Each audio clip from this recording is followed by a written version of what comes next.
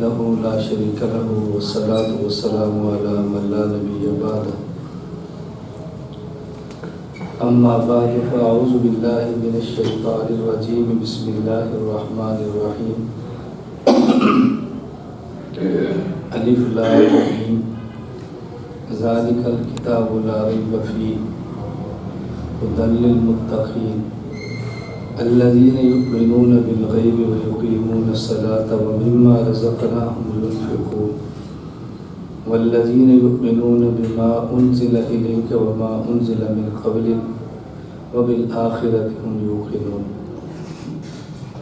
عن أبي هريرة رضي الله تعالى عنه قال قال النبي صلى الله عليه وسلم فضلت على الأنبياء بست أوتيت جوامع الكلم ونصرت بالرعب وأحلت لي الغنائم وجعلت لي الأرض مسجدا وطهورا وأرسلت إلى الخلق كافة وختم بي النبيون. اللهم صل على محمد وعلى آل محمد كما صليت على إبراهيم وعلى آل إبراهيم إنك حميد مجيد. اللهم بارك على محمد وعلى آل محمد كما باركت على إبراهيم وعلى آل إبراهيم إنك حميد مجيد.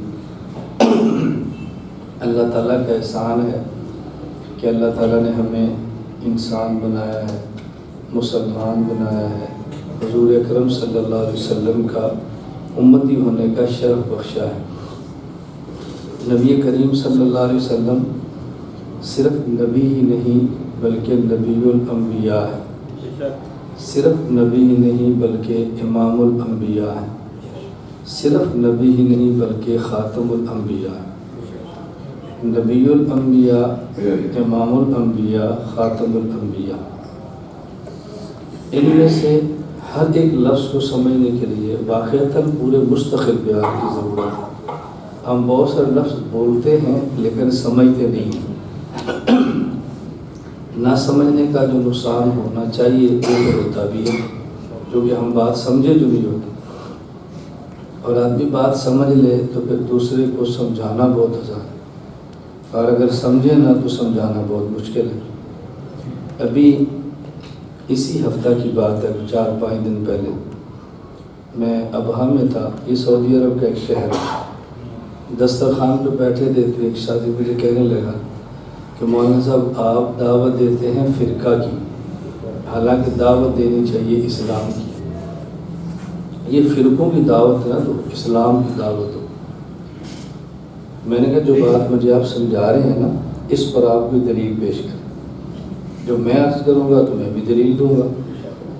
انہوں نے کہا حضور اکرم صلی اللہ علیہ وسلم نے فرمایا بنی اسرائیل میں 72 فرقے تھے، میری امت میں 73 ہوں گے، 72 جہنم میں جائیں گے اور 1 جنت میں جائے گا۔ میں نے کہا میرا خیال ہے آپ نے حدیث غلط پڑھی ہے۔ مجھے کہتے ہیں کیوں؟ میں نے کہا میرا خیال ہے حدیث یوں ہوگی کہ میری امت میں 72 فرقے ہوں گے اور 1 اسلام ہوگا۔ نہیں جی، حدیث میں 73 فرقے ہوں گے۔ تو میں نے کہا جو 72 جہنم میں جائیں گے وہ بھی فرقے، اور جو 73 جنت میں جائے گا وہ بھی فرقہ۔ تو ہم نے دعوت اس فرقے کی نہیں دینی جو جہنم میں جاتا ہے، اس کی دینی ہے جو جنت میں جاتا ہے۔ میں نے کہا آپ کا دعویٰ کیا تھا؟ فرقے کی دعوت نہ دو، اسلام کی دو۔ تو اس پہ دلیل پیش کرو نا۔ آپ نے جو حدیث پیش کیا اسے تو فرقے کی دعوت ثابت ہو رہی ہے، اسلام کی دعوت تو ثابت نہیں ہو رہی۔ پھر مجھے کہنے لگا چلیں اس حدیث میں یہ تو ہے نا، پھر وہ فرقہ کون سا ہو؟ آپ کہتے ہیں احناف، آپ کہتے ہیں دیوبند، وہاں تو نہیں ہے۔ میں نے کہا وہاں کیا ہے؟ کہتے وہاں ہے ما انا علیہ و صحابہ۔ میں نے کہا میرا خیال ہے آپ سے کوئی غلطی ہوگی۔ مجھے کہتے کیوں؟ میں نے کہا حدیث میں ہے ما انا علیہ و صحابی نہیں ہے۔ مجھے کہتے ہیں یہ صحابی ہے۔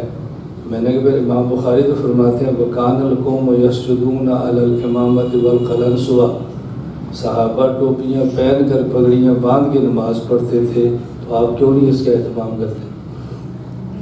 میں نے کہا اس لیے میرا خیال ہے صحابی نہیں ہوگا، غلطی لگی آپ کو۔ امام بخاری فرماتے ہیں، عبداللہ بن مسعود فرماتے ہیں، علمنی النبی صلی اللہ علیہ وسلم التشہد وکفی بین کفی، میں نے حضور سے مصافحہ دو ہاتھ سے کیا ہے، آپ تو ایک ہاتھ سے کرتے ہیں، اس لیے میرا خیال ہے کہ آپ مان علیہ ہی پڑھا کرو، صحابی نہ پڑھا کرو، تاکہ آپ کے عمل کے مطابق تو حدیث بن جائے گا۔ کہتے جی نہیں وہ صحابی تو ہے، میں نے کہا جب ہے تو پھر حجت صرف حضور نہ ہوئے نا، حضور بھی حجت ہے، صحابہ بھی حجت ہے، تو پھر آپ صحابہ کو حجت کیوں نہیں مانتے؟ میں نے کہا پھر کیوں نہیں مانتے؟ تو میں نے کہا اگلی بات سمجھیں، رسول اللہ صلی اللہ علیہ وسلم کا قول اور عمل کون بتائے گا؟ کہا جی حضور کے شاگرد۔ میں نے کہا وہ کون ہے؟ کہا جی صحابہ۔ تو میں نے کہا حضور نے فرمایا صحابہ بھی حجت ہے، تو ان کا قول اور فعل کون بتائے گا؟ چپ۔ میں نے کہا ابو حنیفہ۔ میں نے کہا دیکھو جو فرقہ ناجیہ ہے ابو حنیفہ نکلا ہے نہیں، آپ کہہ رہے ہیں ابو حنیفہ کی بات نہ کرو، جو حدیث پڑھ رہے ہیں وہ تو دلیل ہی ہماری ہے، کوئی ایسی دلیل پیش فرماؤ جو ہماری نہ ہو۔ اس لیے میں پوری دنیا میں کہتا ہوں کہ ہمارے خلاف کوئی آیت کوئی حدیث نہیں، آپ اس غلط فہمی میں کبھی نہ رہیں، ہمارے خلاف کوئی آیت کوئی حدیث نہیں، یہ ممکن ہی نہیں ہے ہمارے خلاف آیت ہو اور ہمارے خلاف حدیث ہو اور ہم قبول نہ کریں۔ وہ دن کبھی نہ آئے، وہ کبھی سورج طلوع نہ ہو ہمارے اوپر کہ ہم آیت اور حدیث کو ٹھکرا دیں۔ کیسے ہو سکتا ہے؟ میں نے کہی کیسے ہو سکتا ہے؟ کیسی بچوں والی بات آپ کرتے ہیں؟ بھائی جو توجہ رکھیں آپ، جو لوگ علماء کی بات رد نہیں کرتے وہ صحابہ کی کیسے کریں گے؟ ہم کہتے ہیں اکابر بزرگ، جو بزرگوں کی بات رد نہیں کرتے وہ صحابہ کی کیسے کر سکتے ہیں؟ وہ جو صحابہ کو رد نہیں کر سکتے وہ نبی کو کیسے کر سکتے ہیں؟ کیسی بچوں والی بات کرتے ہو؟ میں نے کہا یوں نہ کہو، بات سمجھنے کی کوشش کرو۔ میں جو بات کہنی ہے وہ جو کہوں گا انشاءاللہ، یہ تو میں ایک ذہن بنا رہا ہوں کہ پہلے اپنی بات سمجھو، پہلے اپنی بات سمجھو، پھر آپ کو دعوت دینے میں شرح صدر ہوگا، آپ کھل کر بات کرو گے، آپ گورجن نہیں ہوگے، آپ سر اٹھا کے چلو گے، سر جھکا کے نہیں چلو گے۔ آپ نے کہنا نہیں سر تو جھکا کے چلنا چاہیے، سر اٹھا کے چلنا تو کبر ہے، جھکا کے چلو اپنوں کے سامنے، اٹھا کے چلو غیروں کے سامنے۔ اب بات سمجھ آ گئی؟ اپنوں کے سامنے جھکاتے ہیں، غیروں کے سامنے نہیں جھکاتے، غیروں کے سامنے پکڑ کے چلتے ہیں۔ اللہ کا حکم ہے، قرآن کریم میں ہے، احادیث میں ہے، ہمارے رسول اللہ صلی اللہ علیہ وسلم کی تعلیمات کا حصہ ہے۔ ہر جگہ پہ جھکنے کی شریعت بات نہیں کرتی۔ آپ نے سنا ہے نا واقعہ، عالم ہے اور یہ عالم کوئی مفسر محدث فقیہ معروف نہیں ہے، منطقی اور فلسفی ہے، سعد الدین تفتزانی، اور ان سے ہمیں اختلافات بھی ہیں عقائد پر، لیکن وہ چونکہ علم کا نام تھا، علم کے نام کی بھی قدر کی، علم کے نام کی بھی قدر کی ہے۔ تیمور لنگ بادشاہ تھا، دعوت دی، سعد الدین تفتزانی صاحب کو بلایا، تیمور لنگڑا، تو ان کی ٹانگ میں کسی جنگ میں زخم آیا جس وجہ سے ٹانگ فولڈ نہیں ہوتی تھی، اس طرح نہیں ہوتی تھی، سیدھی رہتی تھی۔ جب تخت پہ بیٹھے تو تیمور لنگ نے ایسے ٹانگ سیدھی رکھ دی، سعد الدین تفتزانی سامنے بیٹھے، تکیہ لگایا اور ٹانگ بادشاہ کی طرف کر دی۔ بادشاہ سمجھا اس مولوی کا مسئلہ کیا ہے، ہم سمجھا ہی نہیں سکتے مولوی کا مسئلہ کیا ہے، مولانا فضل الرحمان نے سمجھایا ہے نا۔ میں آپ کو دعوت نہیں دے رہا مولانا کی آپ نہ مانو، میں کب کیا تو مانو، ہمیں تو آپ سے گلے ہی نہیں مانتے، مانو نہ مانتے نہ مانو، میں صرف کہہ رہا ہوں کہ بات سمجھائیے کہ نہیں، مسئلہ یہ ہے کہ بات سمجھائیے کہ نہیں، آپ اختلاف کریں، ہم آپ کو نہیں کہتے آپ ضرور مانیں۔ تو سعد الدین تفتزانی نے ٹھانگ سیدھی کر لی، بادشاہ سمجھ گیا مولوی کا مسئلہ کیا۔ تیمور لنگ نے کہا ماں معذورم کے مارا لنگست، میں معذور ہوں، جنگ میں میری ٹانگ پر زخم آیا ہے، اب یہ ٹانگ یوں نہیں ہوتی، میرا عذر ہے۔ تفتزانی کہنے لگے ماں معذورم کے مارا لنگست، میری مجبوری ہے کہ میں باغیرت ہوں، میں غیرت مند ہوں، میں بھیک مانگنے کے لیے نہیں آیا، آپ نے بلایا ہے، میں کو پیسے لینے کے لیے آپ نے بلایا. تو یہ باتیں سمجھنا بہت. عالم کی اپنی ایک شان ہوتی ہے اور شان سے جیو تمہیں جینے کا مزہ آئے گا ہمیشہ. میں علماء سے عرض کرتا ہوں کہ اپنے اسٹیٹس کا خیال کرو. اسٹیٹس سے نیچے مت اترو, تم نبی کے وارث ہو. رسول اللہ صلی اللہ علیہ وسلم نے اپنے تشخص کا بہت خیال کیا. میں سعودی عرب میں تھا تو میری عادت ہے میں نصیحتیں نہیں کرتا. نصیحت وہ کرتا ہے جو بڑا ہو. میں کیونکہ چھوٹا ہوں, چھوٹا سمجھتا ہوں, نصیحتیں نہیں کرتا, گزارشات کرتا ہوں. جب کہ مجھے کہتا ہے کرو تو پھر اس کی خواہش کی وجہ سے 2-4 باتیں کہہ دیتا ہوں. مجھے کہا کہ مولانا صاحب کو نصیحت فرمائیں. میں نے کہا آپ سعودی عرب رہتے ہیں, آپ کی تنخواہ تھوڑی ہے, آپ قرآن کریم پڑھاتے ہیں, مالدار خالی نہیں ہیں, لیکن پاکستان والے سمجھتے ہیں کہ آپ سعودی عرب رہتے ہیں.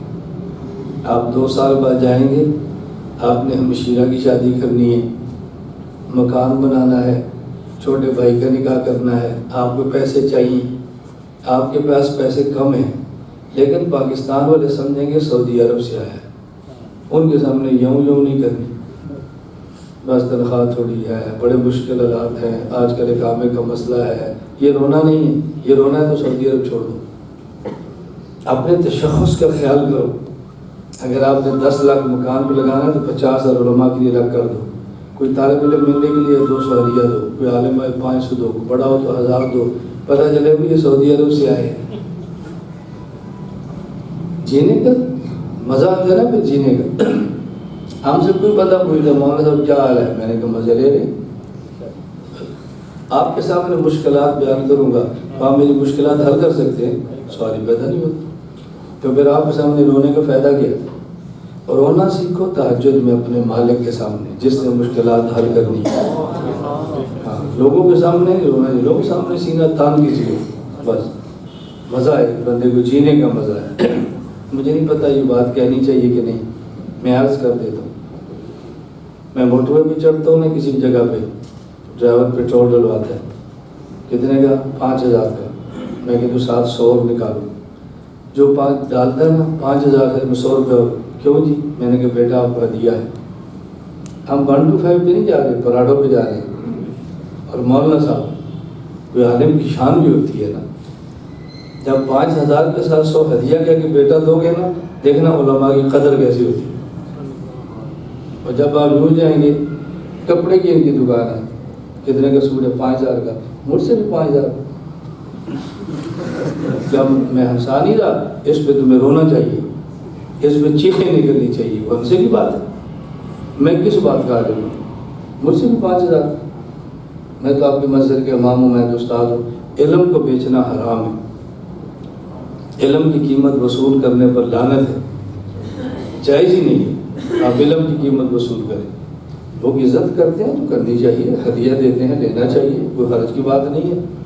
میں یہاں پر آیا ہوں, مجھے مولانا نواز صاحب نے ہدیہ دیا ہے, میری جیب میں لیا, میں نے میرے لیے, میں نے کبھی بھی انکار نہیں کیا.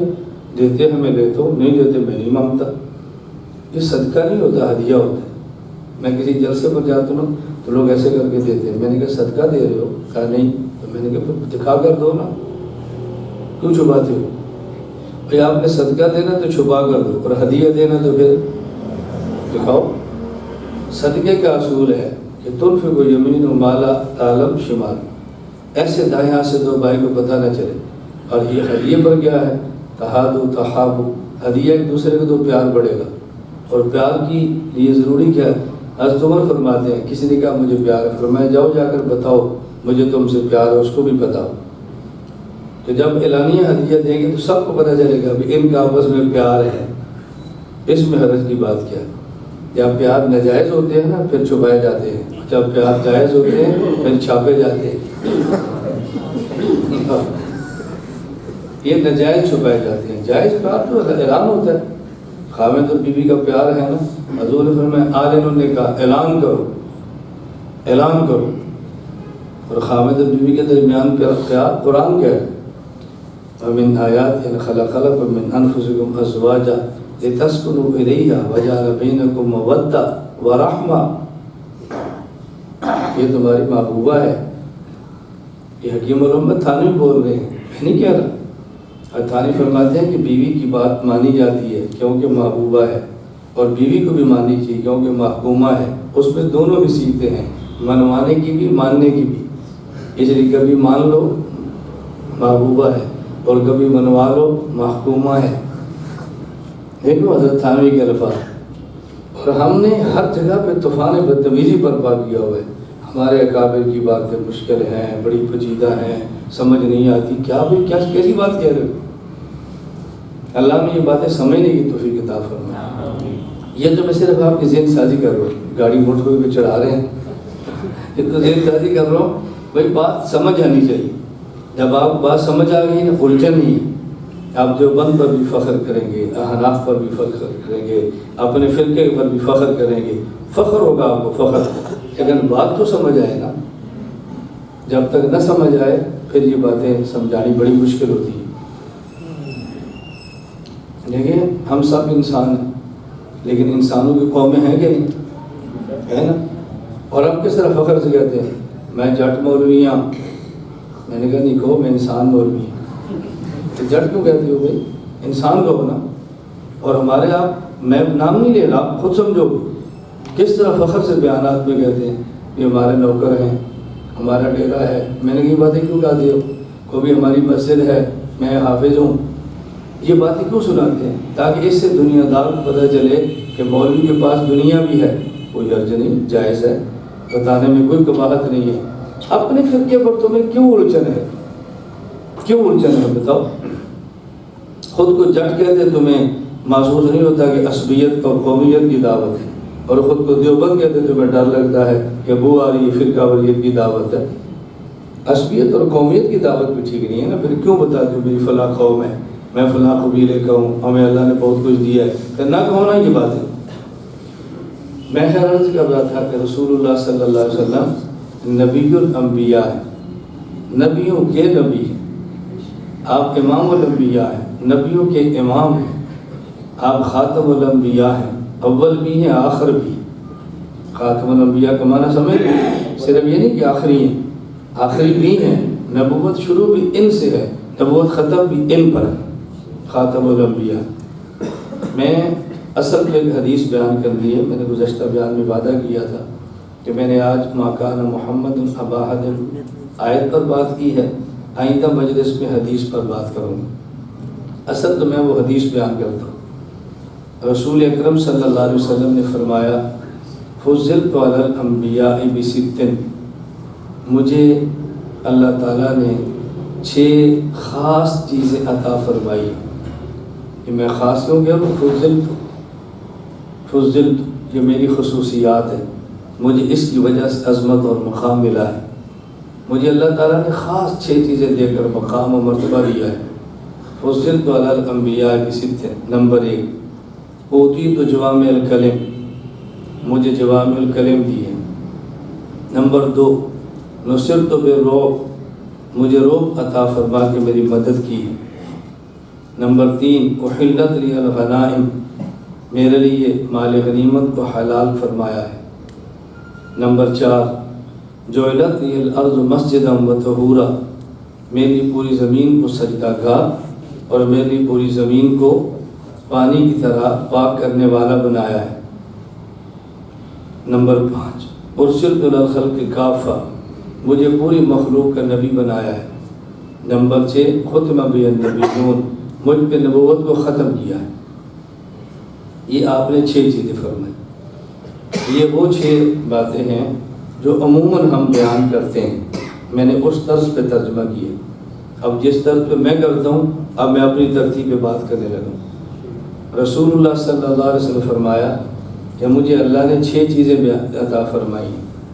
نمبر 1 اللہ نے مجھے جوامع الکلم دیے۔ میں ترجمہ کروں گا جوامع الکلم کیا ہے، ترجمہ کروں گا، پہلے لفظ یاد رکھ لیں۔ مجھے اللہ نے جوامع الکلم دیے۔ نصرت بالرعب، مجھے رعب عطا فرما کر میری مدد فرمائی۔ احلت لی الغنائم، مال غنیمت کو میرے لیے حلال قرار دیا ہے۔ جعلت لی الارض مسجدا، میری ساری زمین کو سجدہ گاہ بنایا ہے۔ وطہورا، اور میری ساری زمین اور مٹی کو پاک کرنے والا بنایا ہے، وَأُرْسِلْتُ لِلْخَلْقِ كَافَّةً، اور مجھے پوری مخلوق کا نبی بنایا۔ یہ 6 چیزیں بس۔ یہ ختم بھی النبیون کیا ہے اس کو بعد میں بات کریں، اس کا 6 سے تعلق الگ ہے۔ تو جب 6 ہیں تو یہ ختم بھی النبیون کیا ہے اس کو میں آخر میں لاؤں گا، پہلے یہ 6 سمجھ لیں۔ یہ ختم بھی النبیون کیا ہے؟ رسول اللہ صلی اللہ علیہ وسلم نے فرمایا، نمبر 1، مجھے اللہ نے جوامع الکلم دیے۔ جوامع جمع ہے جامعۃ کی، الکلم جمع ہے الکلمہ کی، اس کا معنی ہے کلمات جامعات۔ میں صرف طلباء کے لیے کہتا ہوں، اسے کہتے ہیں اضافت الصفہ الی الموصوف، اصل میں ہے الکلم الجوامع، اور جوامع کی نسبت کلم کی صفت کی نسبت موصوف کی طرف ہے، اور یہ استعمال قرآن کریم میں بھی ہے، حدیث میں بھی ہے۔ کلمہ کا معنی لفظ وضع لمعنی مفرد، ایک ایسا لفظ ہے کہ جس کا ایک معنی ہو، یہ ہے کلمہ۔ اور کلمہ جامعہ لفظ ایک ہو اور معنی کئی ہو۔ کلمہ لفظ ایک اور معنی، اور کلمہ جامعہ لفظ ایک ہو اور معنی کئی ہو۔ آپ نے فرمایا کہ پہلے نبیوں کو اللہ نے کلمات دیے ہیں، ایسے الفاظ دی جن کا معنی ایک تھا، اور مجھے کلمات جامعات دیے ہیں، مجھے ایسے الفاظ دیے جس کا معنی ایک نہیں ہے بلکہ اس کے معنی کئی ہیں۔ پہلے نبیوں کو کلمہ دیا اور حضور کو کلمہ جامعہ دیا۔ پہلے نبیوں کو کلمہ کیوں دیا؟ رسول اللہ صلی اللہ علیہ وسلم کو کلمہ جامعہ کیوں دیا؟ اس کی وجہ کیا ہے؟ پہلے نبیوں میں ترتیب یہ تھی، کلما ہلک نبیون خلفہ آخر، جب ایک نبی دنیا سے جاتا تو بعد میں دوسرا نبی آ جاتا۔ یا ہلاک کا ترجمہ وہ نہیں کرنا جو ہم اردو زبان میں کرتے ہیں۔ اردو میں ہلاک کا معنی اور ہوتا ہے، عربی میں ہلاک کا معنی اور ہوتا ہے۔ عربی میں ہلاک کا معنی ہوتا ہے فوت ہو جانا، ختم ہو جانا، ضائع ہو جانا، مختلف معنوں میں آتا ہے۔ اور اردو میں ہلاک کا معنی ہوتا ہے ختم نہ ہو، تباہ ہو۔ بات سمجھے؟ تو ہمارے ہلاک کا مفہوم اور ہے، اور عربی میں ہلاک کا مفہوم اور ہے۔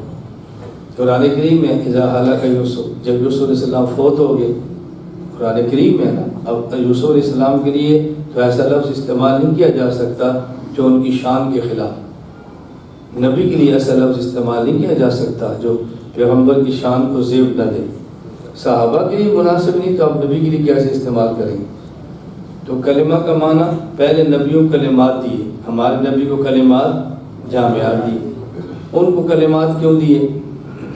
ایک نبی ہے، ان کی امت کو جب مسئلے کی ضرورت پیش آئے تو نبی سے پوچھ لیتے ہیں، نبی جواب دے دیتا ہے۔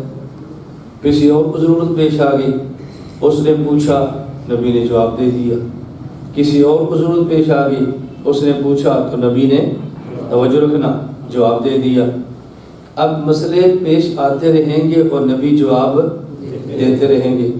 اچھا، پہلے نبی جو تھے ان کا دائرہ نبوت محدود ہے، خاص مکان کے نبی ہیں، خاص زمان کے نبی ہیں، خاص قوم کے نبی ہیں۔ یعنی پہلے نبیوں کی امت غیر محدود نہیں تھی کہ بندہ گنتی نہ کر سکے۔ پہلے نبیوں کی جو امت تھی وہ محدود ہوتی تھی، ایک قوم کے نبی، ایک قبیلے کے نبی، ایک بستی کے نبی، کچھ سالوں کے لیے نبی۔ تو بتائیں، جب نبی کا دائرہ نبوت محدود ہے، نبی کی قوم کے افراد محدود ہیں، تو مسائل بھی محدود ہیں۔ جو جتنے مسائل چاہیے نبی اتنے کلمات دے دیتے ہیں۔ بس قوم بھی محدود، مکان بھی محدود، اور زمان بھی محدود۔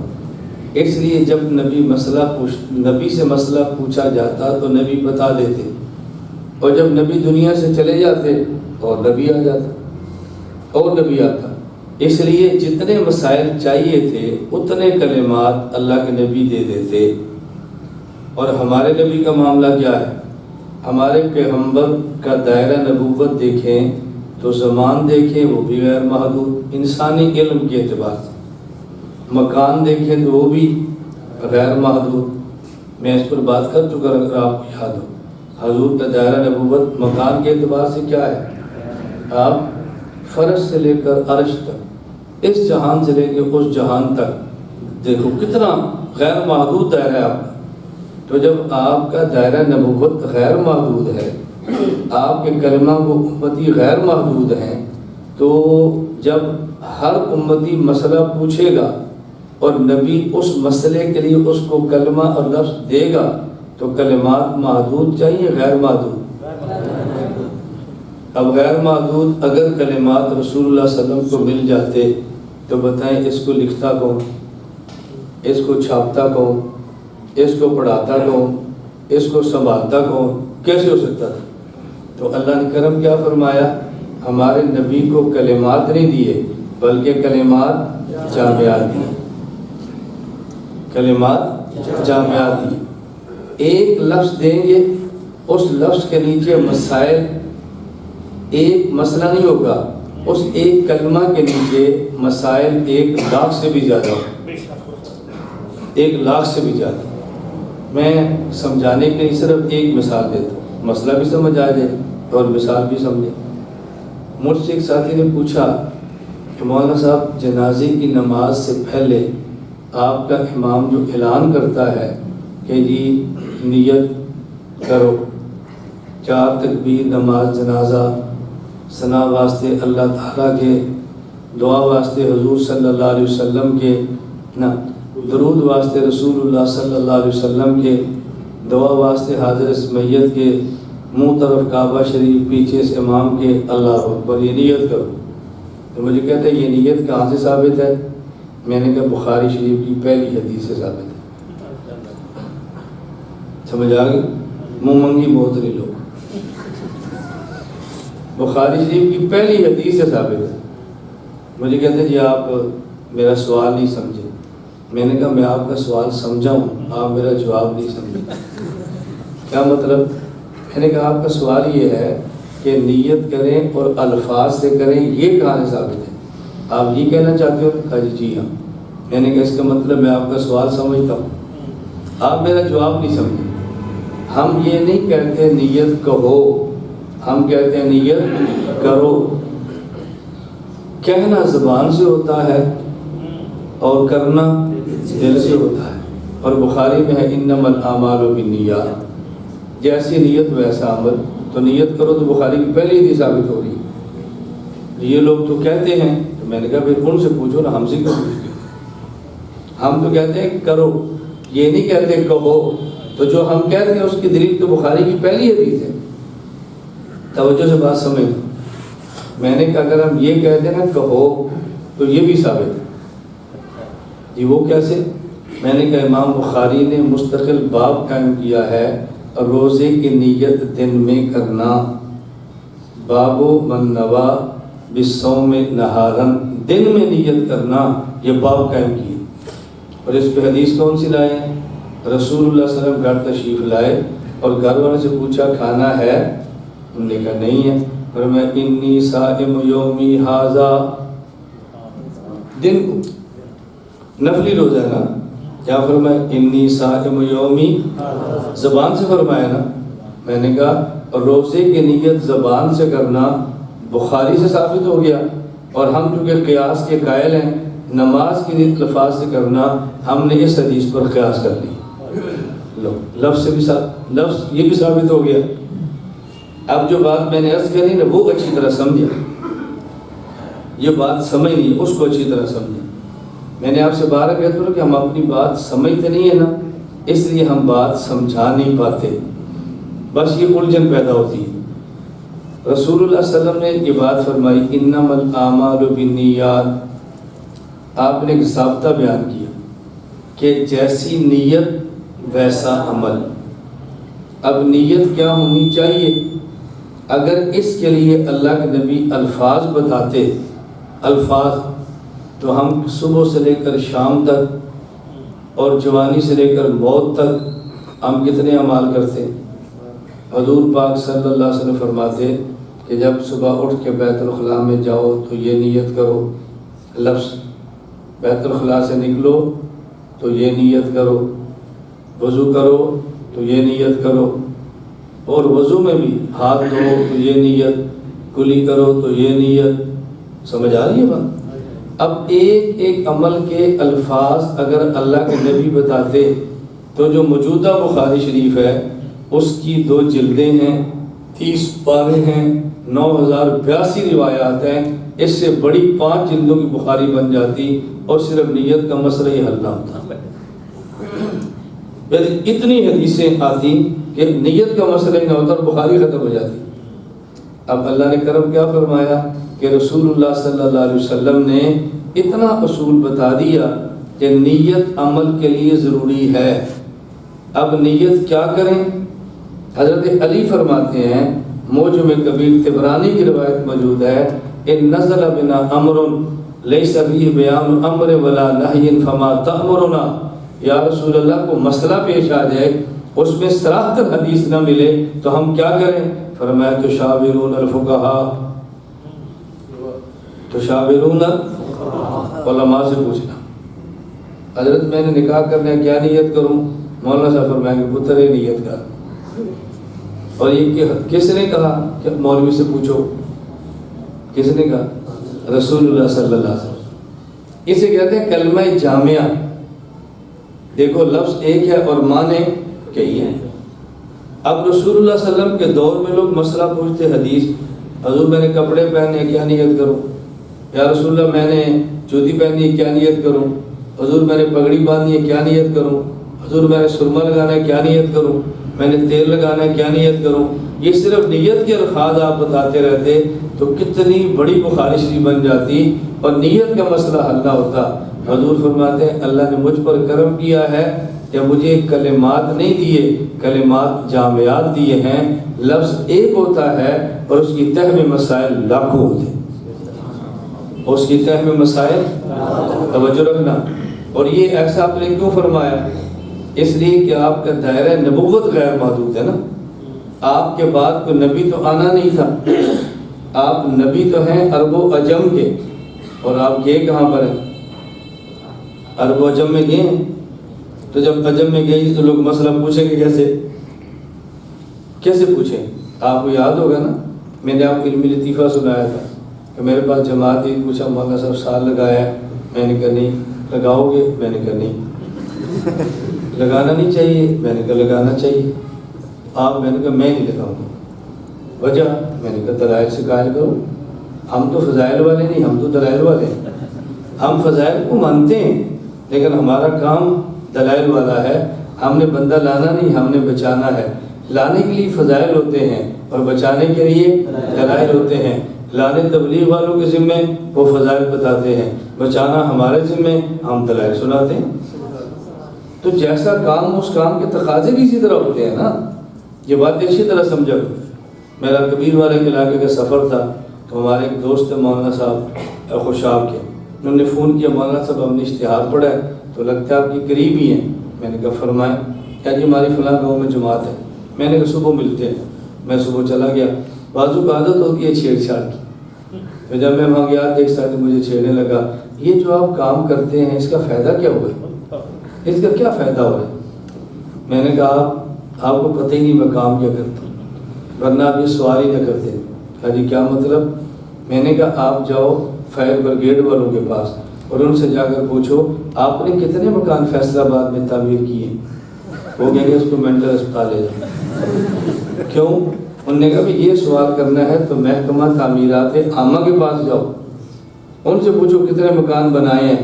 ہم سے پوچھو جو مکان انہوں نے بنائے تھے نا اور پھر آگ لگی تھی تو آپ نے بچائے کتنے تھے؟ میں نے کہا کتنے لائے ہیں یہ رائے گڑھ والوں سے پوچھو، اور جب آگ لگی تھی بچائے کتنے ہیں یہ سرگودا والوں سے پوچھو۔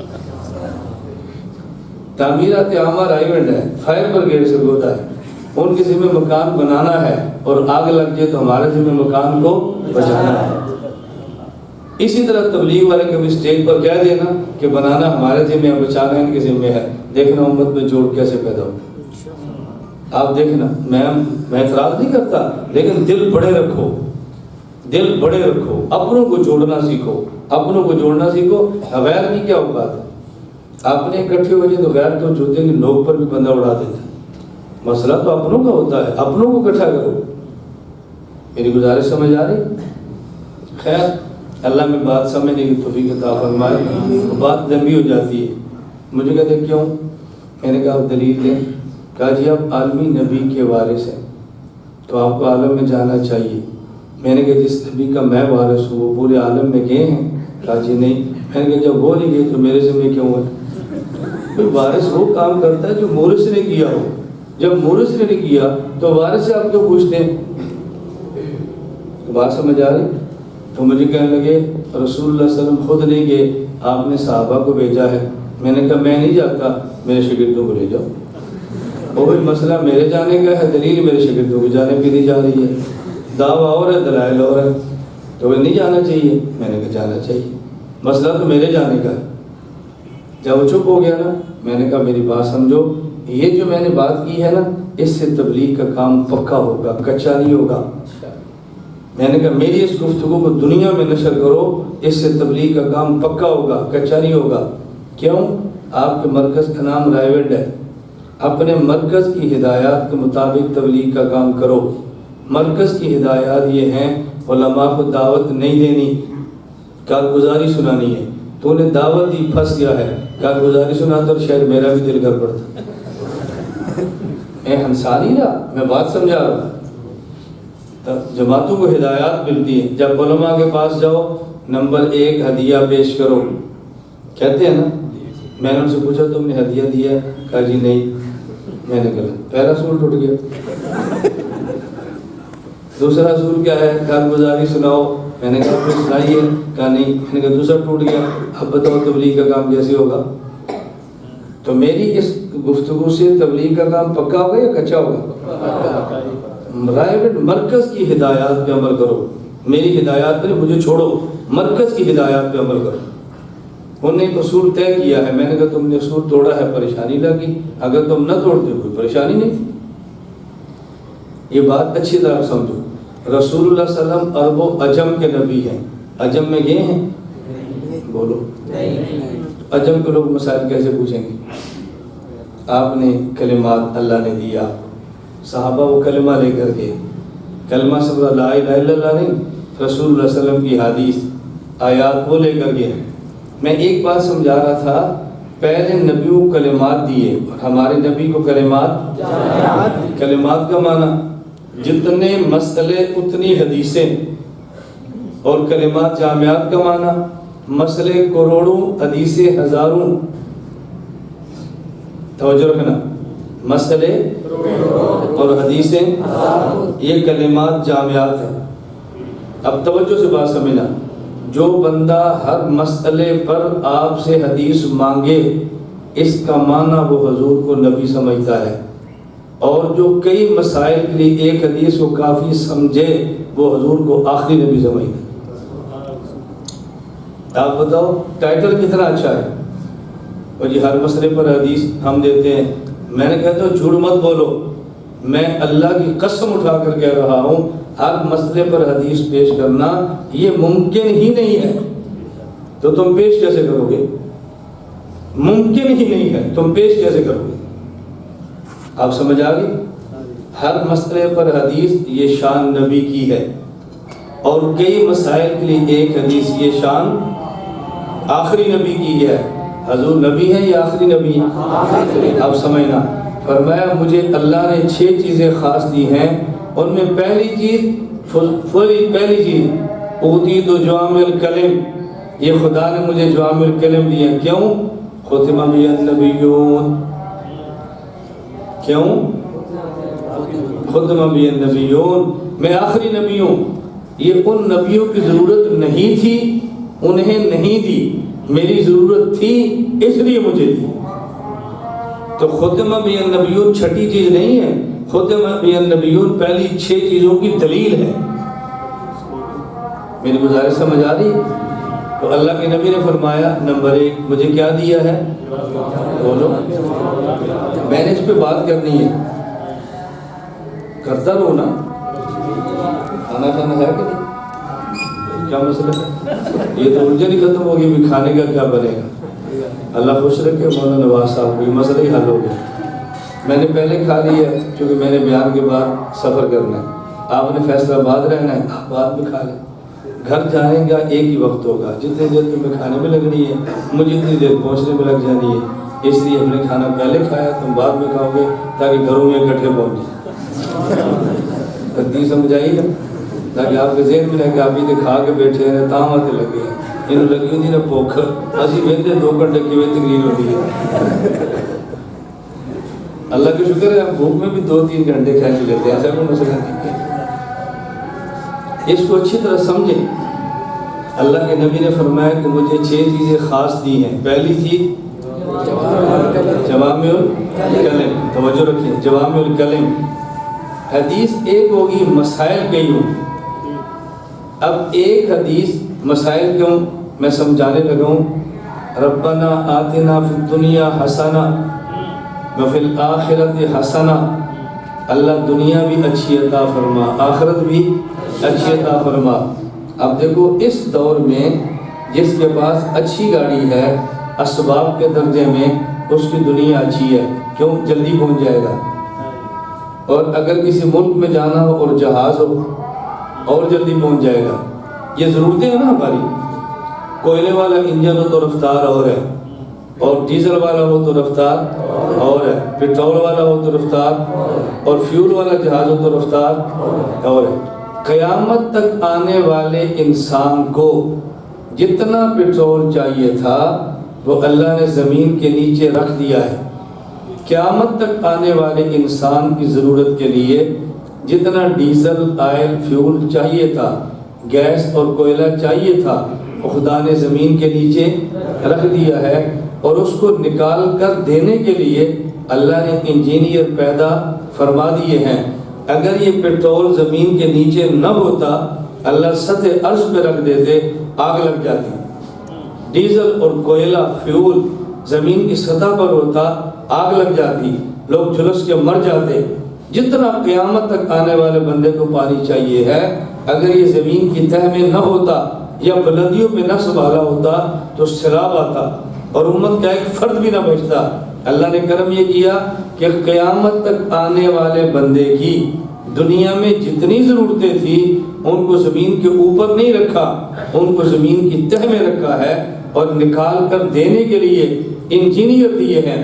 اسی طرح قیامت تک آنے والے انسان کو جتنے مسائل چاہیے تھے اللہ وہ کھربوں مسائل کے لیے کھربوں آیات اور احادیث دے دیتے۔ نہ پریس لکھ نہ کوئی اس کو قلم لکھ سکتا، نہ پریس چھاپ سکتی، نہ لائبریری محفوظ کر سکتی۔ اللہ نے کرم کیا، 7,500 کے لگ بھگ آیات دی ہیں اور 4,000 صحیح قول، 10,000 اس کے بعد والا، 50,000 ضعیف قول، اتنی احادیث۔ اب کلمات قرآن 7,500 کے قریب، کلمات حدیث 4، 10 یا 50,000 اتنے دیے ہیں۔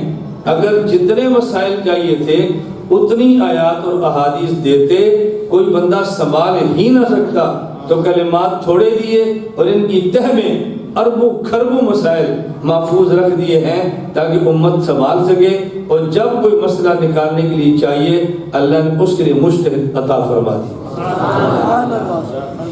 اب بات سمجھ آ رہی؟ تو زمین کی چیزیں زمین کے نیچے اور نکال کر دینے کے لیے انجینئر، اور دینی مسائل آیات اور احادیث کی تہ میں اور نکال کر دینے کے لیے مجتہد۔ توجہ رکھنا، جو انجینئر کی قدر کرے گا اس کی دنیا اچھی ہوگی، جو مجتہد کی قدر کرے گا اس کا دین اچھا ہوگا۔ انجینئر کا دشمن ہوگا وہ دنیا سے ہاتھ دھو بیٹھے گا، مجتہد کا دشمن ہوگا وہ دین سے ہاتھ دھو بیٹھے گا۔ مجتہد کیوں ہے؟ ختم بی النبیون، کیوں ہے؟ بھئی حضور تو دنیا سے چلے گئے، نبی تو پیدا ہونا نہیں، تو آیت سے مسئلہ کون نکالے گا؟ مجتہد اس کو آپ مانتے نہیں تو پھر مسئلہ ملے گا کیسے ملے گا؟ پھر میں ساتھیوں کو بتایا کرتا ہوں، کیا میں عرض کروں، 2 نشانیاں یاد رکھ لیں، 2 نشانیاں۔ نبی سے پیار کون کرتا ہے اور رسول اللہ صلی اللہ علیہ وسلم سے کون پیار نہیں کرتا۔ جن باتوں پر حضور خوش تھے، جو بندہ ان باتوں پر خوش ہو اس کا معنی رسول اللہ صلی اللہ علیہ وسلم سے پیار کرتا ہے، اور جن باتوں سے حضور ناراض ہوں اور کوئی بندہ ان باتوں پر ناراض ہو اس کا معنی رسول اللہ صلی اللہ علیہ وسلم سے پیار کرتا ہے، اور جس بات سے حضور ناراض ہوں اور کوئی خوش ہو، اور جس سے حضور خوش ہو اور یہ ناراض ہو، اس کا معنی کہ رسول اللہ صلی اللہ علیہ وسلم سے پیار نہیں کرتا۔ اب بات سمجھنا، ایک شخص آیا، یا رسول اللہ میں نے اپنی بیوی کو 3 طلاقیں اکٹھی دی ہیں، قام غضبان، حضور غصے میں آ کر کھڑے ہو گئے، ایلعب بکتاب اللہ وانا فیکم، تم قرآن کریم سے کھیلتے ہو اور میں تمہارے اندر موجود ہوں۔ کیا معلوم ہوا کہ 3 طلاق اکٹھی کا سنو تو غصہ چڑھنا چاہیے، اور جو 3 طلاق اکٹھی سنے خوش ہو جائے تو تر مسئلہ ہی کوئی نہیں، گل ہی کوئی نہیں، ہے کیڑا مسئلہ ہے، اے تو فارم پور کر، کوئی گل ہی نہیں۔ حضور ناراض ہو رہے ہیں اور یہ خوش ہو رہے ہیں، بات سمجھ گئے؟ رسول اللہ صلی اللہ علیہ وسلم ناراض ہو رہے ہیں اور یہ مسئلہ ہی کوئی نہیں۔ حضرت معاذ کو بھیجا، معاذ کو میں یمن بھیج رہا ہوں، میں نے سبق پڑھایا، ذرا سناؤ۔ اب حضور اپنے شاگرد سے 2-4 باتیں پوچھ رہے ہیں، پتہ چلے بھی سبق بھی یاد کیتا ہے کہ نہیں میرے شاگرد نے۔ حضور پوچھ رہے ہیں، معاذ لوگ مسئلہ پوچھیں گے کیسے بتاؤ گے؟ کتاب اللہ سے، کتاب اللہ میں نہ ملا تو پھر حاجی آپ کی سنت سے، میری سنت سے نہ ملا تو پھر اجتہدو، میں اجتہاد کروں گا۔ حضور خوش ہو گئے، الحمدللہ، خوش ہو گئے، الحمدللہ الحمدللہ الذی وفق رسول رسولی لما یرضی بہ رسولا۔ اے اللہ میں تیرا شکر ادا کرتا ہوں، میں نمائندہ تیرا ہوں، معاذ نمائندہ میرا ہے، تو نے میرے نمائندے کو وہ بات سمجھائی ہے جس پر تیرا رسول خوش ہے۔ اس کا کیا مطلب؟ اجتہاد اور مجتہد کی بات سن کر حضور خوش ہوتے تھے، اور جو خوش نہ ہو، یہ کس نے فرمایا؟ ابو حنیفہ نے، نبی تھے نہیں بھائی، مجتہد تھے، نبی کی گل کرو۔ حضور نے فرمایا معاذ کیا کرو گے؟ کہا جی میں اجتہاد کروں گا۔ جب حضور نے دیکھا نا میری امت میں مجتہد پیدا ہو گئے ہیں، حضور خوش ہو گئے۔ رسول اللہ صلی اللہ علیہ وسلم سمجھے کہ میرے آنے کا مقصد پورا ہو گیا ہے، جو میں آخری نبی ہوں، میں نے دنیا سے چلا جانا ہے، میرے بعد کوئی نبی پیدا ہوگا نہیں، تو میری آیات اور میری احادیث سے کون مسئلہ نکال کے دے گا؟ میں معاذ پیدا ہو گئے ہیں، حضور وہ دن کبھی نہ آئے، وہ کبھی۔ تو آپ نے کیا فرمایا؟ میں خوش ہوں۔ میں عرض کر رہا تھا، اب بات سمجھ آ رہی، پوتی تو جوام چلے۔ اس امت کا پہلا مجتہد جس نے ان کلمات جامعات سے مسائل کو نکالا ہے اور امت کو اکٹھا کر کے دیا ہے، اس شخص کا نام ہے امام اعظم ابو حنیفہ نعمان بن ثابت۔ اور جو مسائل اکٹھے کر کے لکھوائے ہیں ان مسائل کا نام ہے فقہ حنفی۔ کیا نام ہے؟ لوگ آپ سے کیا کہیں گے؟ یہ فقہ حنفی تو حضور کے دور میں نہیں تھی، یہ تو بعد میں آئی تھی، اور اللہ کے نبی کا ارشاد ہے من احدث فی امرنا لیس منہ فہو رد، جو میرے دین میں نہیں ہے کوئی بعد میں ایجاد کرے تو مردود ہے۔ یہ فقہ حنفی بعد میں آئی تھی، مردود ہے۔ آپ سے تو پوچھے فقہ حنفی رسول اللہ صلی اللہ علیہ وسلم کے دور میں تھی تو آپ نے کہنا تھی، فقہ حنفی رسول اللہ صلی اللہ علیہ وسلم کے دور میں تھی جی، میں سمجھ تو تم سے تھی، کیوں نہیں نکل رہی؟ دلیل دین میں نہیں ہے نا، اسی نہیں نکل رہی۔ فقہ حنفی رسول اللہ صلی اللہ علیہ وسلم کے دور میں، توجہ رکھنا، میں بات سمجھانے لگا ہوں آپ کو۔ یہ جامعہ مدینہ العلم، اس کو بنے ہوئے کتنے سال جی؟ 7 سال کتنے؟ چلو 30 کر دیں، 32 کر دیں، توجہ رکھیں۔ جامعہ مدینہ العلم کو بنے ہوئے 32 سال ہو گئے۔ جب جامعہ مدینہ العلم نہیں بنا تھا، اس زمین کے نیچے پانی تب بھی تھا، لیکن پانی نکلا تب ہے جب مدینہ العلم بولو بنا ہے۔ اسی طرح فقہ نام ہے قرآن، حدیث، اجماع اور قیاس سے ثابت شدہ مسائل کا نام۔ فقہ قرآن کے خلاف نہیں ہوتی، قرآن سے ہوتی ہے، حدیث کے خلاف نہیں ہوتی، حدیث سے ہوتی ہے۔ لہذا جب سے حدیث ہے تب سے فقہ ہے، جب سے زمین ہے تب سے پانی ہے، نکلا تب ہے جب مدینہ العلم بنا ہے۔ تب سے حدیث ہے، فقہ تب جب سے حدیث ہے، فقہ تب سے ہے، نکلی تب ہے جب ابو حنیفہ آئے ہیں۔ فقہ حنفی حضور کے دور میں تھی، بولو تھوڑی تھوڑی چیز نکلنی شروع ہو گئی ہے۔ اپنے مذہب کو پڑھو، اپنے دلائل دیکھو، ہم کسی پہ رد نہیں کر رہے، ہم کسی کے فتوے نہیں دے رہے، کسی کو برا نہیں کہہ رہے۔ ہوتا کیا ہے، مثلا میں فیصل آباد آیا ہوں، ہمارے اپنے سنیں گے نہیں، کتنے چل رہے ہیں مدینہ تو لے لو، کون آیا مولانا لحاظ کو پاگل تو امت کو لڑا رہے ہیں، تو کی کیا پاگل ہو گیا؟ تو کبھی آج تک یہاں لڑائی ہوئی ہے؟ بولو، فیصل آباد میری وجہ سے ہوئی ہو، پوری دنیا میں کسی شہر میں ہوئی ہو، تو پھر لڑائی کیسے ہوئی؟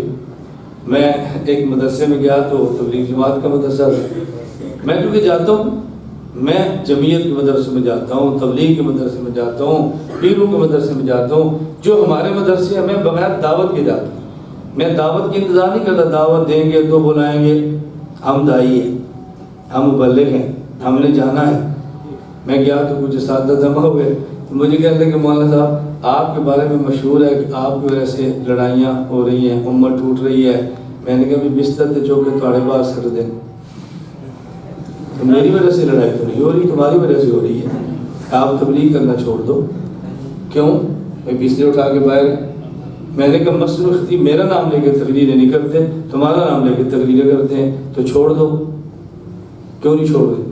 میں نے کہا یار میں مخالفت نہیں کر رہا، میں تبلیغ کو اپنا کام سمجھتا ہوں، حق والے حق بیان کریں گے تو باطل آپ کی مخالفت کرے گا، میں تو آپ کی تائید کر رہا ہوں، لیکن آپ کیا کہہ رہے ہیں تمہاری وجہ سے کیوں ہو رہا ہے؟ میں نے کہا میری وجہ سے نہ کوئی لڑائی ہوئی ہے، نہ کوئی بندہ مرا ہے، نہ کسی پہ پرچہ ہوا ہے، نہ کسی پہ کیس ہوا ہے، تو میں کیسے لڑا رہا ہوں بندوں؟ میں سمجھتا ہوں یہ اغیار کی شرارت ہے، یہ اغیار نے پروپیگنڈا کی ہے تاکہ اپنے اس بندے سے دور رہیں، قریب آ گئے نا تو بات سمجھ آ جائے گی۔ میرا ایک دوست تھا کینیڈا کا، اصل تھے سیالکوٹ کے، سیالکوٹ آیا تو مجھے بلایا کہ مولانا صاحب ہمارے گاؤں میں بیان کرانے، میں چلا گیا گاؤں میں۔ اب وہاں گئے تو دو مسجد، ایک دیوبند کی اور ایک دوسرے حضرات کی، تو وہ سبت پکڑی والے، وہ چونکہ گاؤں کے چودھری تھے، ذمہ دار تھے، مجھے اس نے کہا مولانا صاحب ہم نے مشرق میں بیان اس مسجد میں طے کی، ہم چودھری ہیں، اللہ کا شکر ہے ہماری بات ان نے کہا، لوگ مانتے ہیں، آپ بے فکر رہے۔ میں نے کہا ٹھیک ہے۔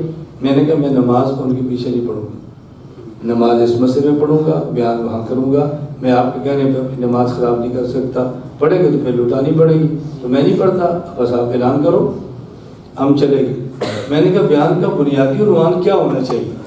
سیرت کا عنوان بیان تھا۔ مجھے انہوں نے کہا یہ لوگ تبلیغی جماعت کے سخت مخالف، ہم چاہتے ہیں تبلیغ سے جڑے۔ میں نے کہا ٹھیک۔ میں نے کو فون کر 50 منٹ سیرت پر بیان کیا، اب بیان ختم کرنا تھا، میں نے تبلیغ سے جوڑنا تھا، تو میں نے ان سے پوچھا بھائی آپ کے گاؤں میں الیکشن ہوتا ہے؟ کہا جی ہوتا ہے۔ تم ووٹ دیتے ہو؟ کہا جی دیتے ہیں۔ میں نے کہا ہر پارٹی کو یا ایک پارٹی کو؟ کہا جی ایک پارٹی کو۔ میں نے کہا جس کو ووٹ نہیں دیتے ان کا جلسہ بھی سنتے ہو؟ کہا جی سنتے ہیں۔ میں نے کہا جب ووٹ نہیں دینا تو جلسہ کیوں سنتے ہو؟ کہا جی ووٹ تو نہیں دینا، بس ویسے سنتے ہیں کیا کہتے ہیں۔ میں نے کہا تم تبلیغ کے ساتھ مت جاؤ، مت چلے لگاؤ، رائے بڑھ کا جلسہ سنو۔ کیا کرو؟ میں نے کہا جلسہ سنو، جس طرح جس پارٹی کو ووٹ نہ دینا ہونا اس کا بھی جلسہ سنتے ہیں، تم تبلیغ کے ساتھ چلے نہ لگاؤ، ان کا جلسہ تو سنو نا، کہتے کیا ہے۔ اس گاؤں سے پوری بس گئی۔ ایک مرتبہ فیصل آباد میں تبلیغ والے یہ بھی کہہ دو بھائی مولانا گھمن کا شاگرد نہ بنو، ایک بار یوں دی گل سنو تو صحیح نہ، دیکھنا کیسے جوڑ پیدا ہوتا ہے۔ میں تو لگاؤں، میں کیوں لگاؤں؟ میں تبلیغ کو اپنا کام سمجھتا ہوں۔ میں نے مولانا فرمان کا نام بھی ہے، کیوں؟ میں مولانا کو اپنا آدمی سمجھتا ہوں۔ ٹھیک ہے وہ سیاست میں سیاست میں نہیں ہوں، میں کون ہوتا ان کے معاملات میں رائے دینے والا؟ جب میں اس فیلڈ میں نہیں تو میں رائے کیوں دیتا ہوں؟ یا تو اس فیلڈ میں ہوں نا پھر میں رائے بھی دوں، جب میں اس فیلڈ کا نہیں ہوں تو میں رائے نہیں دیتا۔ مجھ سے کوئی پوچھے کہ میرا تعلق نہیں ہے، میں ایک مثال دے رہا ہوں، اللہ میں بات سمجھنے کی توفیق عطا فرمائے۔ ہوتی تو جوامع الکلم، بات سمجھ آ رہی؟ فقہ کب سے ہے؟ بولو، میں باتیں سمجھا رہا ہوں۔ فتاوی شامیہ، مقدمہ، ابن عابدین لکھتے ہیں ابو حنیفہ سراج حاضر امہ، ابو حنیفہ اس امت کے چراغ ہیں، اور چراغ کا کام کیا ہوتا ہے؟ آپ رات تہجد میں اٹھیں، تہجد پڑھ لیے، تلاوت کرنے لگے، لوڈ شیڈنگ، بجلی نہیں ہے، تلاوت نہیں کر رہے، 10 منٹ بعد بجلی آ گئی، لائٹ جلی تو آپ نے تلاوت شروع کر دی۔ یہ جو بلب ہے اس نے قرآن کے الفاظ بنائے نہیں ہیں، اس نے قرآن کے الفاظ دکھائے ہیں۔ چراغ بتاتا ہے، چراغ دکھاتا ہے، بناتا نہیں ہے۔ اللہ کے نبی نے مسائل بنائے تھے، ابو حنیفہ کا چراغ جلا تو مسائل دکھائے ہیں۔ مسائل میں طلبہ سے جملہ کہنے لگا ہوں، عوام تو سمجھے گی طلبہ کے لیے۔ اصول فقہ میں کہتے ہیں القیاس مظہر لا مثبت، نص قرآن اور آیت یہ مثبت ہے، اور قیاس یہ مظہر ہے۔ نص مسئلہ بتاتی ہے اور قیاس مسئلہ دکھاتا ہے۔ اللہ کے نبی شارع، عین شارع، شرع یہ ہیں نص والے، ابو حنیفہ شارع، شرح ہا یہ ہیں قیاس والے، حضور شارع نص والے مسئلہ بناتے ہیں، ابو حنیفہ شارع قیاس والے یہ مسئلہ دکھاتے ہیں۔ نص کے ذمہ بنانا ہے، قیاس کے ذمہ دکھانا ہے۔ اور یہ پھر امام حنیفہ کے ایک مسئلے پہ 2 قول کیوں ہیں؟ میں نے کہا رسول اللہ کے ایک مسئلے پر 2 حدیثیں کیوں ہیں؟ اور یہ ایک ضعیف ہے، میں نے کہا یہاں بھی ایک قول مرجوع ہے، اس میں کیا ہے؟ بھئی جس نے مسئلے بنائے جب وہ 2 حدیثیں دے رہے ہیں تو جو مسئلہ دکھائے گا وہ ایک کیسے دکھائے گا؟ وہ 2 ہی دکھائے گا نا۔ میں عرض کر رہا تھا رسول اللہ صلی اللہ علیہ وسلم نے فرمایا اللہ نے مجھے کتنی چیزیں عطا فرمائی؟ 6۔ ان میں پہلی چیز کیا ہے؟ اوتیت جوامع الکلم۔ سمجھ آ رہی ہے؟ پہلے نبیوں کو کلمات اور حضور کو کلمات جامعات۔ کلمہ وہ جتنے مسائل اتنی احادیث یہ کلمات، مسائل کروڑوں احادیث ہزاروں یہ کلمات جامعات۔ وہاں نبی کے بعد نبی آنا تھا، کلمات دیے، یہاں نبی کے بعد نبی نے پیدا نہیں ہونا تھا، یہاں کلمات جامعات دیے۔ ہر مسئلے پر حدیث وہ مانگتا ہے جو حضور کو نبی سمجھے، اور کئی مسائل کے لیے ایک حدیث کو کافی وہ سمجھتا ہے جو حضور کو آخری نبی سمجھے۔ ہم رسول اللہ صلی اللہ علیہ وسلم کو صرف نبی نہیں بلکہ آخری نبی سمجھے۔ اب آپ کو سمجھ آیا یہ کتنا اہم فتنہ ہے؟ تو اسی کہتے ہیں طرف آئے دھیان امام شافعی بھی کرتے سن، امام شافعی کا تو مسئلہ ہی نہیں ہے۔ آپ نے کہا امام شافعی کو اس فہرست میں شامل کر لیا۔ اونچی امین تو مکے والے بھی کہتے ہیں، میں نے کہا ہم نے تو مکہ والے سے کبھی اختلاف بھی نہیں کیا، کبھی بھی لڑائی نہیں کی، کبھی بھی جھگڑا نہیں کیا۔ میری گزارش سمجھ آ رہی ہے؟ مجھے آج تک بتاؤ مکہ کا امام چیلنج کرے رفع دین پہ کرو مجھ سے مناظرہ، نہیں کرتا۔ کبھی وہ چیلنج کرے کہ ہم امام حنیفہ کا مقلد مشرک ہے، دکھاؤ مجھے، وہ کبھی بھی نہیں کہتے۔ جو لوگ یہ چیلنج بازی کرتے ہیں نا رفع دین پہ کرو مناظرہ، رفع دین نہ کرو تو نماز خلاف سنت، ابو حنیفہ کی تقلید شرک، یہ مکے والے نہیں ہیں کہیں اور کے ہیں، یہ مدینہ والے نہیں ہیں کہیں اور کے ہیں۔ بات سمجھنے کی کوشش کیا کرو، ہم اپنی توانائیوں سے خام نہ ضائع کر رہے ہیں۔ اللہ میں بات سمجھنے کی توفیق عطا فرمائے۔ رسول اللہ صلی اللہ علیہ وسلم فرمایا کہ اللہ نے مجھے کتنی چیزیں عطا فرمائی؟ پہلی کیوں؟ ختم بی النبیون، کیونکہ میں آخری، یہ میری ضرورت ہے۔ ہم ختم بی النبیون کو چھٹی چیز سمجھتے ہیں، یہ چھٹی نہیں ہے، یہ 6 کی دلیل ہے۔ نمبر 2 نصرت بالرعب، اللہ نے رعب عطا فرما کے میری مدد فرمائی ہے۔ کیوں؟ پہلے نبی کا دائرہ نبوت ہے ایک پنڈ، ایک دیہات، ایک شہر، نبی نے اس میں رہنا ہے، اور رسول اللہ صلی اللہ علیہ وسلم کا دائرہ نبوت پوری دنیا، جانا پوری دنیا میں نہیں، نبی پوری دنیا کے ہیں۔ اور اللہ نے حضور کو پیدا کیا فرمایا؟ مکہ جو وسط الارض ہے، پوری دنیا کا بیج ہے، بیج مکہ مکرمہ یہ وسط الارض ہے۔ اور میں نصرت بالرعب، نصرت بالرعب، لوگ جاتے ہیں تو روک ڈالتے ہیں، میں جاتا نہیں ہوں، میں جہاں نہیں جاتا اللہ ان پر بھی میرا روک ڈال دیتے ہیں اور میرا روک ان پر بھی چھا جاتا ہے۔ یہ پہلے نبیوں کی ضرورت نہیں تھی، کیوں؟ ان کا تو علاقہ ہی تھوڑا تھا، وہاں تو اگر 50-60 بندے ساتھ کھڑے ہو گئے تو کافی تھے، آپ کا تو دائرہ نبوت بہت وسیع تھا نا، اس لیے۔ اور بعض روایات میں ہے نصرت بالرعب مسیرۃ شہر، جہاں 1 مہینہ چل کر بندہ جاتا ہے اتنی دور تک تو میرا روب چلا جاتا ہے۔ تو یہ ان کی ضرورت نہیں تھی، حضور کی تھی، کیوں؟ ختمہ بی النبیون۔ نمبر 3 ارسلت الی الخلق کافہ۔ نمبر 3 احلت لی الغنائم، اللہ نے میرے لیے مال غنیمت حلال فرمایا۔ پہلے نبیوں میں جہاد تھا، سب میں نہیں، بعض میں، لیکن جن میں تھا مال غنیمت حلال نہیں تھا۔ بے قربان تاکلہ النار، مال غنیمت کو میدان میں رکھو، آگ آئے اور کھا جائے، اور حضور کے لیے مال غنیمت کو حلال قرار دیا۔ توجہ رکھنا، پہلے نبی کے دائرہ نبوت ایک شہر، تو نبی نے جب ایک شہر میں رہنا ہے تو کمانا بھی ہے، وہ خود کمائیں گے، امت کمائے گی، لوگ کمائیں گے، کوئی ترتیب تو ہوگی نا۔ اور ہمارے نبی پورے عالم کے نبی ہیں، پوری دنیا میں جانا ہے تو پوری دنیا میں کمائیں گے، کیسے کمائیں گے؟ کمائیں گے تو جہاد کیسے کریں گے؟ حضور نے فرمایا کہ میری امت کی خصوصیت یہ ہے اللہ نے مال غنیمت حلال قرار دیا ہے، انہوں نے پوری دنیا میں جانا ہے، جہاں جائیں گے اگر وہاں کمائیں گے تو جہاد کیسے کریں گے؟ ان نبیوں نے دنیا میں نہیں جانا تھا، ان کی امت نے دنیا میں نہیں جانا تھا، ایک شہر میں رہنا تھا، کمائیں اور کھائیں۔ میری امت نے دنیا میں جانا ہے جہاد کے لیے، اور وہاں جا کر کمائیں گے تو جہاد کیسے کریں گے؟ اس لیے اللہ نے میرے لیے غنیمت کو حلال قرار دیا ہے، کمائیں گے وہ، کھائیں گے یہ،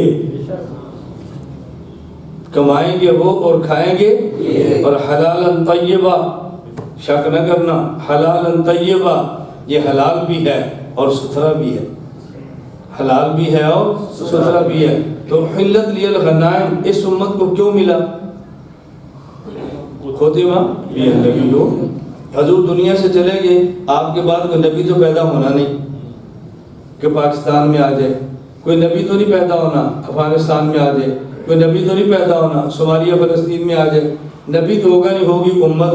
تو جب یہ امت بیت المقدس کی آزادی کے لیے جہاد کے لیے جائے گی تو وہاں کمائے گی تو جہاد کیسے کرے گی؟ اس نے فرمایا تم نے کمانا نہیں، کمائیں گے وہ، بس تم نے کھانا ہے۔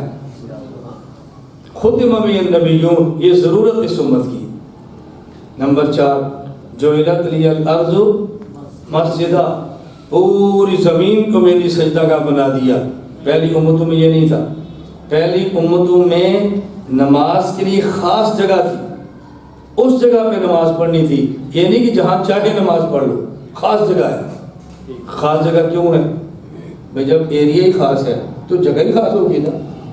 اور حضور کا دائرہ نبوت جی وہ تو خاص مکہ مدینہ عرب نہیں ہے نا، پوری دنیا ہے۔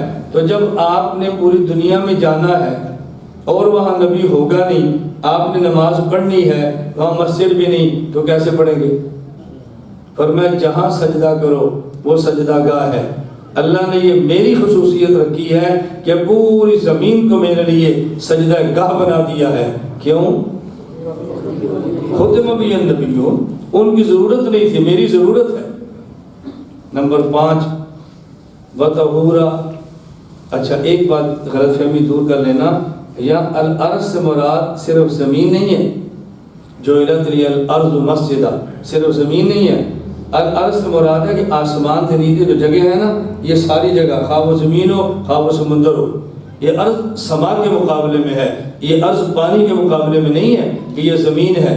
جب زمین پانی کے مقابلے میں آئے وہاں لفظ سے ارض نہیں آتا، وہاں لفظ سے بر آتا ہے، یا بر و بحر نہیں فرمایا بلکہ الارض فرمایا۔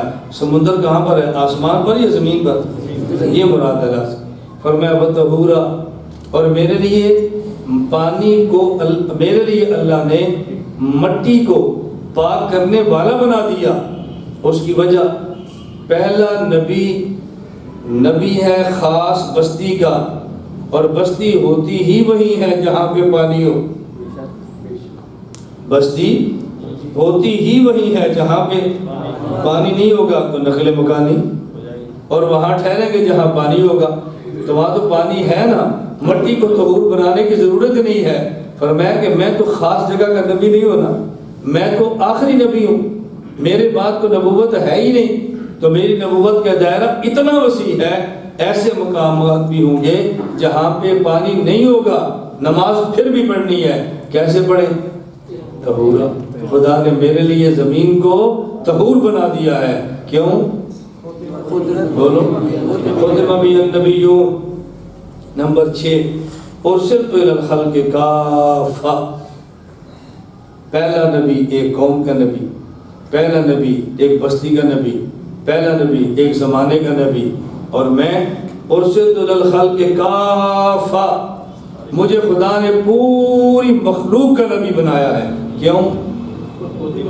خدم بی النبیون. جب میرے بعد کوئی نبی آنا ہی نہیں ہے تو پوری مخلوق کا مجھے نبی بنائے گے نا. تو اللہ کے نبی نے فرمایا ہے فضلت علی الانبیاء بست، مجھے اللہ نے 6 چیزیں عطا فرمائی ہیں خاص. نمبر 1 جوامع الکلم دیے، نمبر 2 مجھے روب دے کر مدد فرمائی، نمبر 3 مال غنیمت کو حلال قرار دیا، نمبر 4 پوری زمین کو سجدہ گاہ بنایا، نمبر 5 پوری مٹی کو طہور بنایا، نمبر 6 پوری مخلوق کا نبی بنایا. کیوں؟ خدم بی النبیون، اس لیے کہ میں آخری نبی ہوں، اس لیے کہ میں جناب نگر گیا وہاں دورے میں سبق کے لیے. مولانا اللہ وسعہ صاحب دامت برکاتہ میزبان تھے. مجھے کہا میں نے یہ آپ کی جو ہے نا دروس الحدیث پڑھی، ان کے پاس پڑھی تھی. میرا دروس القرآن انشاءاللہ اللہ نے چاہا تو ہماری پوری کوشش ہے فروری تک چھپ کے آ جائے. الحمد سے لے کر والناس تک 5 جلدوں میں پورے قرآن کی دروس، اور اس میں صرف عقائد اور مسائل پر بات ہے، باقی چیزوں پر بات نہیں ہے. کس عقیدے پر کیا دلیل ہے؟ دروس القرآن کھولو. کسی باطل نے استدلال کیا تو اس کا جواب کیا ہے؟ دروس القرآن کھولو. اور اتنی آسان اردو کہ آپ یہ نہیں کہہ سکیں گے ہمارے بزرگوں کی اردو پچیدہ ہے. ہم نے یہ مسئلہ بھی ختم کر دیا. جن کے اردو کے نام لے کر آپ کہتے ہیں نا فلاں کی اردو بڑی اچھی ہے، آپ اس کو بھول جائیں گے، لیکن ایک بار تو ہماری اردو پڑھ لینا، آپ دیکھنا سمجھ کیسے آتی. میں عرض کر رہا تھا جو بات میں کہہ رہا ہوں، مولانا اللہ صاحب سے مجھے فرمان لگے کہ میں نے دروس الحدیث صاحب کی پڑھی ہے، مطالعہ کیا ہے. مولانا سچی بات یہ ہے، ہم اس حدیث کا یہی مطلب بیان کرتے تھے کہ 6ٹھی چیز خدمہ بی النبیون ہے. آپ کا درس حدیث پڑھنے کے بعد دل کو لگا ہے کہ 6 چیزیں وہ ہیں خدمہ بی النبیون 6 کی دلیل. انہوں نے کہا دیانتداری کی بات ہے، میں اعتراف کرتا ہوں. یہ آپ نے کہاں سے پڑھا؟ میں نے کہا کہیں سے بھی نہیں پڑھا. جب اللہ نے کام لینا ہوتا ہے اللہ وہ ضرورتیں پوری فرما دیتے ہیں. جب ضرورتیں پوری کام لیں گے تو ضرورتیں پوری فرمائیں گے نا. جب نہیں لینا ہوگا اتنی ضرورتیں پوری نہیں فرماتے. اللہ تعالیٰ مجھے اور آپ سب کو رسول اکرم صلی اللہ علیہ وسلم کو آخری نبی سمجھ کر مجتہدین کی قدر کرنے کی توفیق عطا فرمائے. یہ مجتہد حضور کی ختم نبوت کی برکت ہے، علماء یہ حضور کی ختم نبوت کی برکت ہے. یہ تمام دینی امور جو علماء چلا رہے ہیں یہ رسول اللہ صلی اللہ علیہ وسلم کی ختم نبوت کی برکت ہے. آئندہ کا جو درس ہوگا انشاءاللہ العزیز 9 جنوری بروز جمعرات بعد نماز مغرب ہوگا انشاءاللہ العزیز. اللہ نے چاہا پھر اس سے آگے جو فروری ہوگا وہ 20 فروری بعد نماز مغرب سالانہ جلسہ بھی ہوگا، ختم بخاری بھی ہوگا اور بیان بھی ہوگا انشاءاللہ. اعتراض کیا جاتا ہے کہ اللہ تعالیٰ نے قرآن پاک میں اپنی سنت و طریقے کے بارے میں قانون ذکر فرمایا ہے وَلَن تَجِدَ لِسُنَّتِ اللَّهِ تَبْدِيلًا، اور انبیاء کرام کو لوگوں کی اصلاح کے لیے مبعوث فرمانا بھی اللہ کی سنت ہے. پھر آپ صلی اللہ علیہ وسلم کو مبعوث فرمانے کے بعد اپنی سنت کو کیوں تبدیل فرمایا یا نبوت والی سنت کو ختم کیوں فرمایا؟ دیکھیں لَن تَجِدَ لِسُنَّتِ اللَّهِ کا معنی یہ ہے اللہ تعالیٰ اپنے فیصلوں کو بدلا نہیں کرتے. بس ہم یہ بات سمجھ نہیں سکے. ہم اپنے فیصلوں کو سنت اللہ یہ ہے کہ اللہ نبی پہ جاتے ہیں، یہ سنت اللہ ہے امت کے لیے. اور جب نبی نہ بھیجنا ہو تو پھر بھی کوئی سنت اللہ ہوگی نا. وہ سنت اللہ کیا ہے کہ نبی کے ورثہ پیدا فرماتے ہیں. تو حضور تک تو نبی تھے اور حضور کے بعد نبی کے ورثاء ہیں. توجہ رکھنا. اصل اللہ کی سنت یہ ہے اللہ تعالیٰ انسان کو عقل عطا فرماتے ہیں کہ جس سے یہ توحید اور عقائد کو سمجھے، اور جب احکام دینے ہوں پھر اللہ احکام سمجھانے والے بندے عطا فرماتے ہیں، وہ بندہ نبی ہو یا نبی کا وارث ہو. اس لیے نبی نہ آئے تو توحید پر ایمان پھر بھی فرض ہے، شرط ہے کہ عقل ہو، اور اگر عقل نہ ہو نبی آ بھی جائے توحید پر پھر بھی ایمان فرض نہیں ہے. باقی رہ گیا مسئلہ احکام کا، اس کے لیے اللہ تعالیٰ یا نبی بھیجتے ہیں یا نبی کا نمائندہ بھیجتے ہیں. اللہ نے نبوت حضور پہ ختم فرما دی اور اب حضور کو ورثاء علماء کو پیدا فرمایا ہے، یہ احکام کو سمجھاتے رہیں گے. یہ ہے سنت اللہ. سنت اللہ کے معنی کہ صرف نبی بھجواتے ہیں. اللہ مجھے اور آپ سب کو بات سمجھنے کی توفیق عطا فرمائے. الحمدللہ رب العالمین والصلاۃ والسلام علی رسولہ وعلی آلہ وصحابہ اجمعین. اے اللہ کریم اس جامعہ کو ظاہری اور باطنی ترقی عطا فرما. اے اللہ کریم ہم سب کو گناہوں سے بچنے کی توفیق عطا فرما. اے اللہ اپنی رضا، اے اللہ اور جنت عطا فرما. اے اللہ اپنے غضب اور اپنی جہنم سے محفوظ فرما. اسلام والی زندگی، ایمان والی موت عطا فرما. اے اللہ دین کی خدمت اور دین کی خدمت کرنے والوں کی خدمت کی توفیق عطا فرما. یا اللہ یا کریم جو بیان کیا سمجھنے کی توفیق عطا فرما، اپنی رضا عطا فرما. اے اللہ اپنی ذات کے لیے کام کرنے کی توفیق عطا فرما. جو کمیاں کوتاہیاں غلطیاں ہم سے ہو جائیں اپنے کرم سے معاف فرما دے. وصلی اللہ تعالی علی رسول خیر خلقہ محمد وعلی آلہ وصحابہ اجمعین. آمین برحمتک یا ارحم الراحمین.